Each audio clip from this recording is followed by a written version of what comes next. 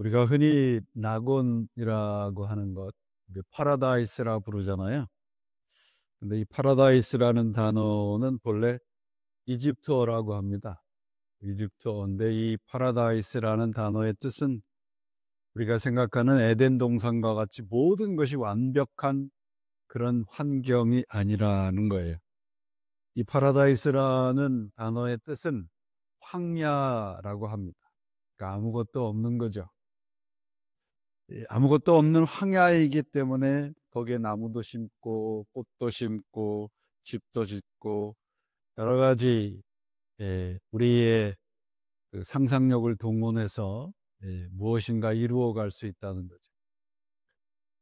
그러니까 그 파라다이스는 그 모든 것이 완벽하게 갖춘 환경, 그 에덴 동산과 같은 것이 아니고 그 속에서 하나님의 사람으로 살아가는 모든 흔적들을 아, 낙원이라 그렇게 부르는 것이죠. 오늘 우리의 삶의 자리, 땀을 흘리고 살고 있는 일상이 곧 파라다이스라는 말이 되죠. 우리 기독교 신앙은요, 어떤 외적인 완벽한 삶의 환경을 추구해 가는 것이 아닙니다. 성경이 우리들에게 가르치는 하나님의 나라는 우리가 상상하는 그런 낙원이 아닙니다. 예수님께서 가르치신 하나님의 나라는 모든 것이 완벽하고 풍성한 그런 나라가 아니라 하나님이 주인이 되고 통치하는 나라이죠. 그래서 그곳에는 눈물도 있고 걱정도 있고 가난함과 병듦과 두려움과 불안, 이 모든 것들이 들어 있습니다. 그러나 하나님의 나라와 이 세상이 다른 것은 하나님이 함께하는 눈물이고 하나님이 함께하는 가난함이고 하나님이 함께하는 병듦입니다. 하나님과 함께하느냐 그렇지 않느냐에 따라서 하나님의 나라와 이 세상이 구별이 되는 것이죠. 하나님의 나라의 비유는 바로 이런 하나님의 나라를 우리들에게 가르쳐 주고 있습니다. 오늘 성경 말씀 본문은 우리가 너무도 잘 아는 말씀입니다. 씨를 뿌리는 사람의 비유입니다. The parable of the sower. 오늘 본문이 있는 마가복음 4장 13절에 보면 이런 말씀이 있어요. 너희가 이 비유를 이해하지 못한다면 어떻게 다른 모든 비유를 이해하겠느냐. 그러니까 이 씨 뿌리는 사람의 비유가 모든 비유의 뿌리요, 가장 중요하다는 말씀이 됩니다. 자, 여러분들은 뭐 이 말씀을 주일학교에서부터 지금까지 수없이 들어서 잘 아실 겁니다. 뭐 내용을 설명하지 않아도 잘 아실 거예요. 그러면 농부가 이렇게 뿌린 씨와 그리고 그 씨가 뿌려진 네 종류의 밭, 이 두 가지 중에 어떤 것이 더 중요할까요? 오늘 이 비유를 말씀하신 배경이 있습니다. 세 복음서에 똑같이 등장하는 것이에요. 7장, 누가복음 7장에 보면 이 배경을 이렇게 기록을 해 놓고 있어요. 첫 번째 배경은 세례 요한은 이제 예수님께서 오시자 세례를 베풀고 자기를 추종하던 모든 제자들을 다 예수님에게 보냅니다. 그래서 그 예수님이 이 세상에 오시는 구세주라고 확실하게 믿었는데 들려오는 소문에 마음속에 동요가 생겨요. 그래서 예수님에게 제자들을 보내서 이렇게 묻습니다. 당신이 오실 그분이 정말 맞습니까? 이렇게 물어요. 이 말은 그 당시에 그 대제국 로마의 그 억압, 노예 상태에 있었던 자기의 민족들을 구원할 군사적이고 정치적이고 모든 문제를 해결해서 완벽한 환경을 만들어줄 메시아를 기다리고 있었는데 그렇지 않을 것 같다는 생각, 의구심이 생긴 겁니다.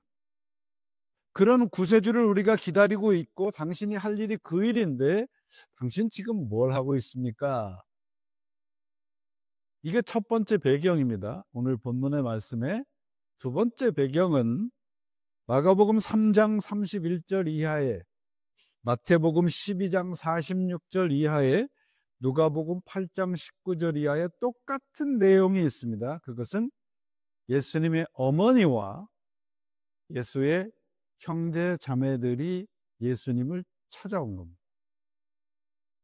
소문을 들었겠죠? 그들이 찾아온 이유는 예수님이 행한 기적을 통해서 수많은 사람들이 예수를 따른다는 것, 그런 소문을 들었습니다. 그런 소문을 듣고 예수를 찾아온 예수님의 어머니와 형제들에게 예수님이 뭐라고 말씀하세요? 누가 내 어머니고 누가 내 형제냐? 하나님의 뜻을 행하는 사람이 내 어머니고 내 형제다. 자, 이 두 가지의 공통되는 내용이 무엇입니까? 많은 사람들이 구세주인 예수님을 오해하기 시작을 한 겁니다. 암담한 현실의 문제를 그렇게 해결해 줄 것 같은 해결사, 그런 메시아를 믿기 시작을 한 겁니다. 그래서 예수를 믿으면 모든 삶의 문제가 해결이 되고 문제도 없고 걱정도 없고 두려움도 없고 불안도 없을 것이라는 겁니다. 이스라엘 민족에 의하면 이 지긋지긋한 가난에서도 해결해야 될 것이고 로마의 그 억압에서도 해방이 될 것이다. 이 오해를 바로잡기 위해서 말씀하신 것이 오늘 비유예요. 저도 이 비유의 말씀을 가지고 여러 차례 설교를 했습니다. 근데 이 나이가 되고 다시 성경을 들여다보니 그동안 했던 설교가 얼마나 엉터리였다는 거 알았어요. 그동안 제가 했던 설교, 또 많은 설교자들이 했던 설교의 중심은 뭐냐 하면, 씨가 뿌려졌는데 우리가 좋은 밭이 아니니 좋은 밭이 되도록 노력합시다. 그러면 30배, 60배, 100배의 축복을 얻을 것입니다. 그런 설교를 저도 했습니다. 그런데 성경을 조금만 주의 깊게 읽어보면 그러한 내용이 아니라는 거예요. 씨 뿌리는 사람의 이 비유의 중심은, 핵심은 네 가지 종류의 밭에 있지 않습니다. 좋은 밭이 됩시다가 그 가르침의 핵심이 아닌 거예요.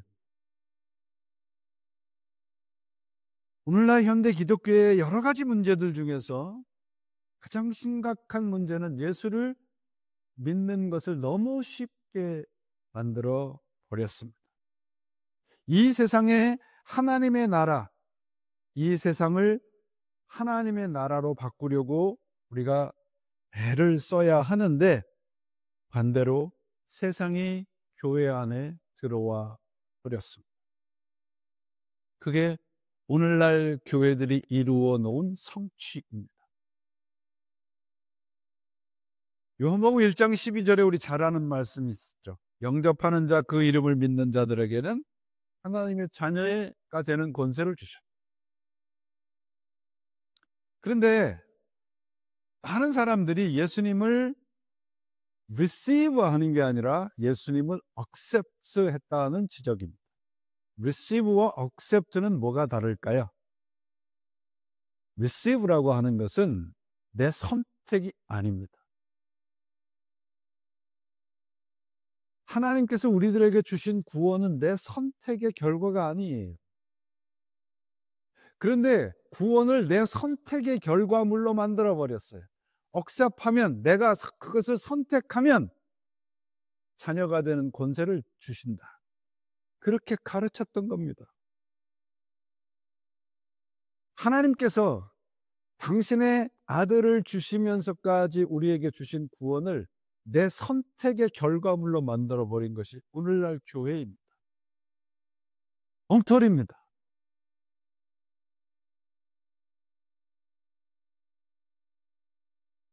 예수님을 우리가 영접한다는 것은 내 선택이 아니고 하나님의 선물이에요.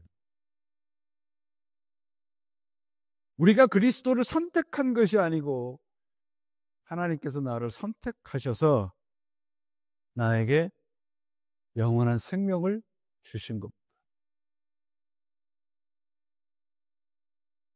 여러분, 이런 말씀을 들으시면 정말 그렇다라고 하는 뜨거운 감동이 오시나요? 예수님께서 오늘 말씀하신 것은 그런 말씀, 그런 구원을 받음에도 불구하고 내 안에 영적인 뜨거움이 사라졌다, 그 말이에요. 하나님의 말씀을 들어도 듣지 못하는 사람이 있다고 되어 있어요. 하나님의 말씀을 보고도 보지 못하는 사람들이 있다는 것이에요. 오늘 말씀은 좋은 밭이 됩시다. 좋은 밭과 같은 신자가 됩시다. 그런 교회가 됩시다. 천만의 말씀입니다. 그런 의미가 아니에요, 여러분. 잘 들으셔야 됩니다. 오늘 말씀은 땅에 대한 비유가 아니고 씨앗을 뿌리는 사람의 비유예요. 오늘 말씀은 여러분, 이 예수님께서 직접 설명을 해주신 말씀이에요. 더 이상 인간의 설명이 필요 없어요. 그런데 거기에다 인간의 설명을 붙이다 보니 예수님의 가르침과 전혀 반대의 이야기를 우리는 믿고 있었던 것입니다. 잘 아시듯이 이 비유의 말씀, 신약 성경 그 사복음서에는 그것을 어떻게 구별하느냐에 따라 다르지만 약 40여 개의 비유의 말씀이 있습니다. 이 비유의 말씀들은 다 하나님의 나라에 관한 거예요. 그러니까 여러분, 하나님의 나라를 이루십시오가 성경에 가르칩니까? 아니면 하나님의 나라를 이 땅에서 하나님의 나라 백성으로 사세요라고 하는 것이 성경의 가르침인가요? 하나님의 나라의 그 특성은 뭐냐 하면 이 비유의 말씀을 통해서 하나님의 나라가 뭔지를 분명히 알고 그 하나님의 나라 백성으로 백성답게 하나님의 나라의 백성의 복을 누리고 살아라. 그게 비유의 말씀의 핵심입니다. 그래서 여러분, 이 하나님의 나라에는 두 가지 백성이 있는데 하나는 뭐냐면 말씀이 떨어져도 그 말씀을 듣지 못하는 사람이 있고요. 하나님의 말씀, 그 씨앗이 떨어져도 그 씨앗이 떨어진 곳에서 열매를 맺는 백성이 있다는 거예요. 깨달아서 그 깨달음을 가지고 이 땅에서 하나님의 나라 백성으로 살아가는 사람과 그렇지 않은 사람이 있다는 겁니다. 그래서 12절에 이사야의 말씀이 인용이 되어 있지 않습니까? 눈이 있어도 보지 못하고 귀가 있어도 듣지 못한다라고 하는 것은 똑같은 하나님의 말씀을 들었는데도 어떤 사람은 자기 스스로 해석을 하고 자기 스스로 선택을 해서 하나님의 말씀과 정반대의 길을 걷고 있는 사람이 있다는 것이에요. 그러니까 우리가 모든 사람이 하나님의 말씀을 듣고 동일하게 하나님이 우리에게 주시는 하나님의 나라로 향해서 가고 있지 않다는 말입니다. 대단히 두려운 말씀이에요. 그래서 예수님께서 들을 귀 있는 자는 들어라 그렇게 말씀하시잖아요. 그래서 이 성경을 우리가 읽고 특별히 비유의 말씀을 들을 때 두 가지를 늘 우리가 잊지 않아야 되는 게 하나는 뭐냐면 하나님이 말씀하심이에요. 그리고 그 말씀하심을 들어야 됩니다. 오늘 본문의 4장 2절에도 저희에게 이르시되 말씀하시는 거죠. 그 다음에 9절에 뭐라고 되어 있어요? 들을 귀 있는 자는 들으라 그러죠. 근데 말씀하시는데 안 듣는다 그런 말이죠. 먼저 우리가 바로 들어야 됩니다. 엉터리로 들으면 우리는 엉뚱한 곳에 가 있어요. 여러분 상상을 해보세요. 내가 가고자 하는 하나님이 가고자 하는 길에 GPS, 내비게이션을 줬어요. 그래서 가고 있는데 엉뚱한 곳을 찍어서 엉뚱한 곳에 가고 있다고 생각을 해보세요. 그러면 여러분, 우리는 하나님의 백성인가 아니면 이 세상 사람인가? 어떻게 구별이 되고 어떻게 우리가 그거를 판가름할 수 있을까요? 오늘 말씀이 분명히 그 답을 가르치고 있습니다. 하나님의 말씀이 떨어져서 열매를 맺는 사람, 그 말씀에 열매가 있는 사람이 하나님의 백성이에요.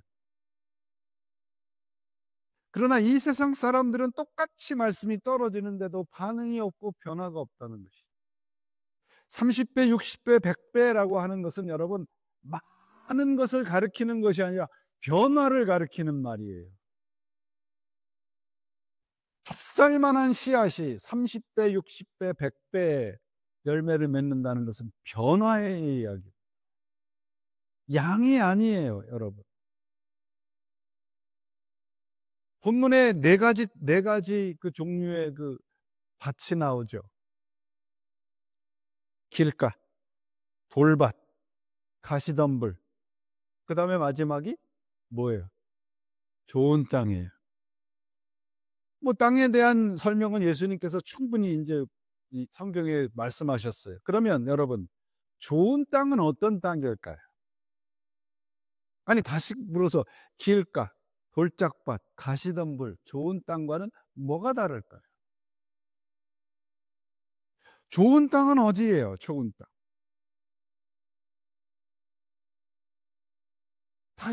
다시 다르게 질문을 해볼까요? 우리는 좋은 땅인가요? 가시덤불인가요? 아니면 뭐 돌짝밭인가요? 우리는 좋은 땅이 되도록 노력을 하고 좋은 땅을 찾아 나서는 것 같아요. 내 안에 길가도 있고 돌짝밭도 있고 가시덤불도 있고 좋은 땅도 있어요. 그러니까 여러분, 좋은 땅이라는 것은 어떤 특정한 밭을 이야기하는 것이 아니에요. 내 안에 길가와 돌짝밭과 가시덤불이 있는데 그런 부정적인 요소가 있음에도 불구하고 내 안에 자그마한 씨가 떨어졌을 때 변화가 일어난다면 나는 좋은 땅인 거예요. 내 안에 그런 부정적인 요소가 있어도 오늘만큼 내가 하나님에게 조금씩 다가가고 있다면 우리는 좋은 땅인 겁니다.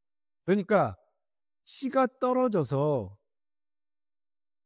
모든 환경이 완벽한 것이 좋은 땅이 아니고요. 내 상황이 어떠할지라도 오늘만큼 조금씩 하나님의 나라에 가까이 간다면 나는 좋은 땅으로 살아가는 겁니다. 비록 내 안에는 돌짝밭도 있고 가시덤불도 있다 할지라도 말입니다. 아까도 말씀드렸잖아요. 내가 하나님의 나라 백성이 되면, 예수를 믿으면 모든 것이 잘 되고 모든 일에 승승장구하지 않아요. 어려움도 닥칠 것이고 불안함도 있고 두려움도 있고 병듦도 있고 가난함도 있어요. 그럼에도 불구하고 하나님과의 관계가 끊어지지 않는 사람, 그것이 좋은 밭인 거예요.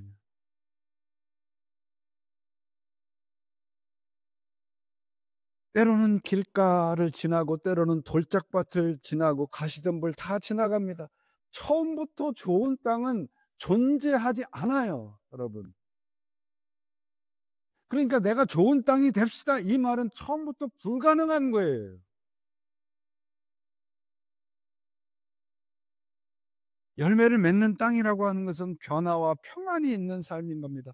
오늘 우리에게 이런 돌짝밭과 길가와 가시덤불 같은 상황이 내게 닥쳐올지라도 하나님을 놓치지 않는 사람, 그게 좋은 밭입니다.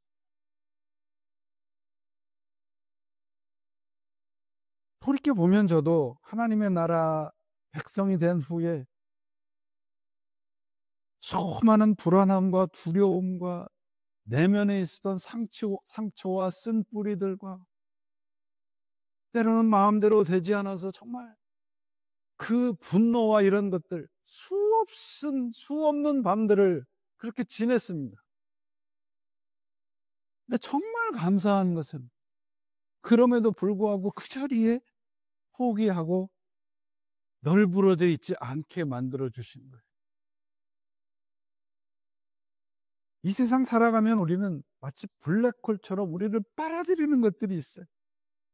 하나님께 가까이 가지 못하게 하는 것들 수없이 많습니다.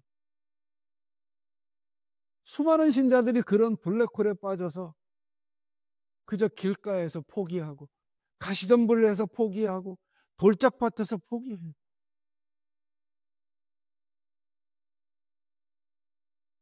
우리는 온실 안에서 자라지 않습니다. 모든 상황이 완벽한 좋은 밭은 태초부터 존재하지 않아요. 말씀이 내 밭에 나라고 하는 사람 영혼 안에 떨어졌을 때 그때부터 변화가 일어나는 것이 좋은 밭인 겁니다. 그래서 30배, 60배, 100배의 결실을 이루어가면서 죄와 점점 멀어지고 하나님의 의와 점점 가까이 가는 것, 그게 좋은 밭인 겁니다. 하나님이 좋아하는 걸 좋아하게 되고 하나님이 싫어하는 것을 더 싫어하게 되는 것이죠. 만약에 제가 앞으로 얼마나 더 살지는 모르겠지만 마지막 그 순간까지 하나님을 믿는 이 믿음을 놓치지 않는다면 저는 하나님을 믿지 않는 사람과 분명한 차이가 있는 삶의 결과가 있을 것이라고 믿습니다. 여러분, 30배, 60배, 100배는 그냥 어느 날 단 한 번에 이루어지는 게 아니에요. 우리 인생 전체를 통해서 이루어지는 변화를 얘기를 하고 있습니다. 우리 인생이 맞춰질 때 믿지 않는 사람들과의 어떤 삶의 내용이 달라진다면 우리는 30배, 60배, 100배 아니 1%, 2배의 변화의 삶을 살고 있는 것이죠. 무슨 뭐 세상에서 성공하고 사회적으로 큰 지위를 누리고 그런 거 아닙니다, 여러분. 30배, 60배, 100배를 자꾸 그런 것에다 갖다 붙이는 게 문제인 거죠. 그런 거 아니에요, 여러분. 돈으로 살 수 없는 것입니다. 이 세상이 줄 수 없는 거예요. 여러분 보세요. 오늘 비유의 말씀에 네 종류의 밭이 있는데 그 네 종류의 길가와 돌짝밭과 가시덤불과 좋은 땅이 농부가 뿌린 씨앗이 뿌려지기 전에는 그 밭이 어떤 밭인지 몰랐잖아요. 근데 농부가 씨앗을 뿌려서 그 씨가 떨어지니까 아, 이게 길가구나, 이게 돌짝밭이구나, 이게 가시덤불이구나, 이게 좋은 땅이구나 아는 거예요. 내 안에 하나님의 말씀의 씨앗이 떨어져서 내가 누군지를 알게 되는 사람, 그것이 좋은 밭의 신자로 살아가는 거예요. 그 씨앗이 떨어졌을 때 나는 길가와 같이 단단한, 그리고 가시덤불이 그 넝쿨이 많은 그런 상황이었을 수도 있습니다. 근데 그것을 세상 사람들은 모른단 말이에요. 씨앗이 떨어졌는데 내가 길가인지 돌짝밭인지 가시덤불인지 좋은 땅인지 몰라요. 누구만 알아요? 하나님을 믿는 사람만 알아요. 길가와 가시덤불과 돌짝밭은 겉표면으로는 구분이 되질 않아요. 그런데 농부가 씨앗을 뿌려서 그 씨앗이 떨어지니까 그때 알게 되는 겁니다. 우리가 어떤 종류의 밭인가는 씨가 떨어졌을 때 알아요. 하나님과의 관계에서 드러나는 거예요. 그게 길인지, 그게 돌짝밭인지, 그게 가시덤, 그게 옥토인지 하나님과의 관계에서만 드러난단 말이에요. 겉으로는 구분하기 어렵습니다. 씨가 뿌려지기 전에는 그게 정말 엉터리인지 그게 돌이 많은 곳인지 모른단 말이죠. 씨가 뿌려졌을 때, 내 안에 씨가 떨어졌을 때 그때 비로소 알게 되는 겁니다. 그래서 30배, 60배, 100배의 결실을 맺는 땅은 언제 그게 구별이 돼요? 씨앗이 떨어졌을 때 구별해요. 그러면 내가 하나님의 백성인가 아닌가 어떻게 구별을 해요? 내 안에 말씀의 씨앗이 떨어졌는지를 아는 사람, 믿는 사람, 그저 예수를 내가 필요한 것들만 가져다 주는 그런 존재로만 아는 사람, 달라진단 말이에요. 어느 날 갑자기 30배, 60배, 100배의 결실을 맺는 것이 아니라 우리 인생 전체를 통해서 맺어지는 거예요. 씨와 어떤 관계가 있느냐입니다. 여러분, 이렇게 살아가면서 정말 저런 사람처럼 믿고 싶고 저런 사람처럼 살고 싶다는 분들 혹시 우리 만나잖아요. 그때 되면 참 저렇게 사는 게 정말 귀중한 거구나 깨닫게 됩니다. 그게 좋은 밭의 신자인 거예요. 그런데 그냥 나만 보고 살고 세상만 보고 살면 내가 길가인지 돌짝밭인지 가시덤불인지 모른단 말이에요. 모른단 말이에요. 여러분, 제발 제발 귀를 여시고 마음의 문을 좀 여세요. 평생을 통해서 이루어지는 것이 30배, 60배, 100배입니다.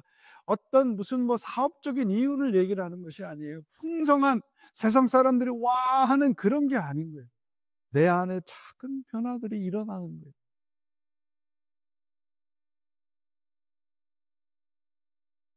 저도 돌이켜보면 무수한 하나님의 말씀의 씨앗이 저의 영혼의 삶에 떨어졌는데 그냥 모르고 사는 것 같아요. 지금까지 살아온 시간보다 앞으로 살 시간이 별로 없는데 그게 너무너무 후회가 되는 거예요. 너무너무. 여러분, 신앙은 뭐냐 그러면 우리 요새 콜라보레이션이라는 말 많이 쓰잖아요. 하나님과 협업인 거예요. 평생 걸쳐서 하나님과 협업하는 것이 기독교 신앙입니다. 그게 30배, 60배, 100배의 열매를 맺는 삶이에요. 말씀의 씨앗이 우리의 삶과 영혼 속에 무수히 떨어지는데 대부분은 다 죽어버립니다.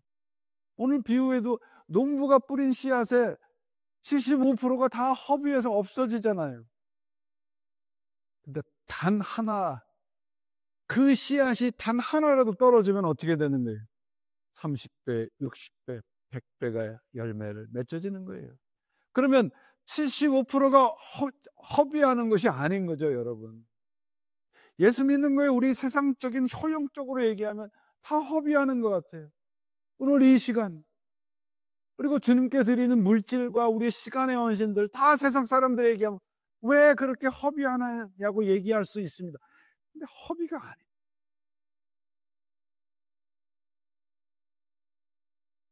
우리 삶에, 우리의 영혼 속에 씨앗 떨어진 것,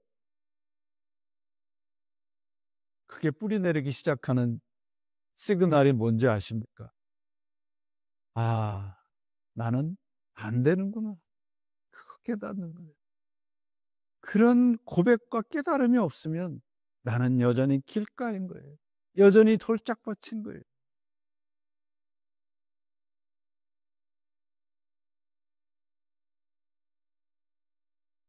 하나님과 우리와의 관계가 매일매일 더 깊어지시기를 바랍니다. 우리에게 뿌려진 씨, 영생과 구원의 씨는 지금 어디에서 있나요? 길가, 돌짝밭, 가시덤불. 여러분, 그 밭이 어떤 밭이어도 상관없어요. 그분을 붙잡고 견디면 결국은 열매를 맺는 밭이 될 겁니다. 저는 그렇게 믿습니다. 하나님과 콜라보레이션, 하나님과 협업을 하세요. 맡기세요. 스스로 좋은 땅이 되려고 하는 그 헛된 노력을 내려놓으시고 그분과 함께 묵묵히 견뎌 나가시기 바랍니다. 그럴 때 열매를 맺는 겁니다. 그 견딤과 인내가 바로 60배, 30배, 60배, 100배인 거예요. 농부의 손에서 뿌려진 75%는 흔적 없이 사라집니다. 그러나 허비된 것이 아니고 우리의 상상을 뛰어넘는 30배, 60배, 100배의 열매가 기다리고 있습니다. 뿌려진 씨, 그 말씀을 굳게 붙잡으시기를 바랍니다. 뿌려진 씨는 절대 사라지지 않습니다. 사라지게 만드는 것은 우리 자신인 거죠.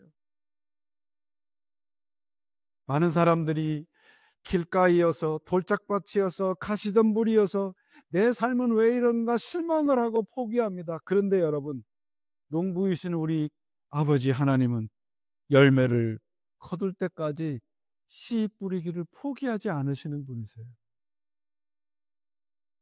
그래서 우리는 주님이 씨를 뿌리시는 농부라고 믿는 것입니다. 오늘 제가 설교 제목을 씨가 뿌려지면 이라고 했습니다. 그 다음 문장을 저는 이렇게 결론을 맺으려 합니다. 씨가 뿌려지면 반드시 열매가 맺혀진다.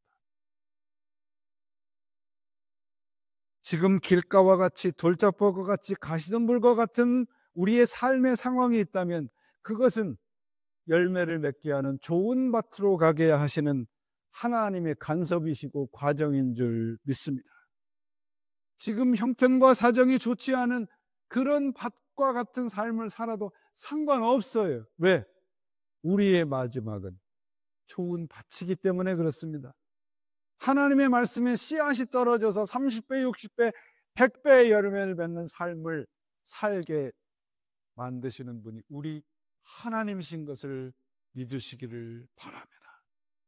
좋은 땅이 되려면 예수를 믿는 것이 아니고요, 좋은 땅으로 살게 하시는 하나님의 은혜, 곧 씨를 뿌리는 분, 하나님을 오늘도 놓치지 않아야 합니다. 아무리 좋은 땅에 씨가 좋은 땅이 있다라도 씨가 뿌려지지 않으면 아무 일도 일어나지 않습니다. 얼마나 감사합니까? 우리 같은 이런 형편없는 곳에 하나님의 말씀의 씨앗이 떨어졌는데요, 아무리 나쁜 땅이라도 씨가 뿌려지면 그 자리에서부터 하나님의 역사가 시작이 되는 줄을 믿습니다. 씨가 뿌려지면 반드시 열매를 맺습니다. 이런 믿음으로 승리하시기를 바랍니다. 저는 믿습니다. 하나님의 뜻을 이길 힘은 이 세상에 존재하지 않습니다. 하나님은 때때로 폭우와 같은 폭우를 쏟아내셔서 가던 길을 멈추게 하시기도 하고 다리를 끊어 되돌아가게도 하십니다. 그러나 씨가 뿌려지면 결국은 열매가 맺어질 것입니다. 오늘 비유의 말씀의 가르침이 바로 그런 것입니다. 길가, 돌밭, 가시덤불에 뿌려진 곳이 씨가 없으면 아무런 의미가 없습니다. 내가 아무리 좋은 밭을 만들어도 씨가 뿌려지지 않으면 그 밭은 아무런 소용이 없어요. 여러분, 우리가 정말 감사해야 할 것은 우리가 저와 같이 형편없는 자에게 하나님의 영원한 생명의 씨앗을 뿌려주셨습니다. 우리 함께 그 씨앗이 30배, 60배, 100배의 열매를 맺는 것에 목격자들이 되시기를 바랍니다. 씨가 뿌려지면 반드시 열매를 맺습니다. 이런 신앙으로 오늘의 어려움과 오늘의 힘듦과 오늘의 불안함과 두려움을 이겨가시는 씨를 뿌리는 자를 믿는 주님의 사람들로 살아가시길 예수님의 이름으로 축원을 드립니다. 기도하시겠습니다. 하나님 아버지, 감사합니다. 왜 나는 좋은 밭이 아닌가 상황과 환경을 원망하고 살아갈 때가 참으로 많았습니다. 오늘도 주의 말씀의 씨앗이 떨어진 축복받은 자로 살아가는 감사와 기쁨이 우리 안에 넘치게 해 주시옵소서. 불평하지 않게 하시고 불안해하지 않게 하시고 두려워하지 않게 하시고 씨가 뿌려진 나는 반드시 열매를 맺는 주의 사람임을 오늘도 고백하며 승리케 만들어 주옵소서. 우리 주 예수 그리스도의 이름으로 간절히 기도합니다. 아멘.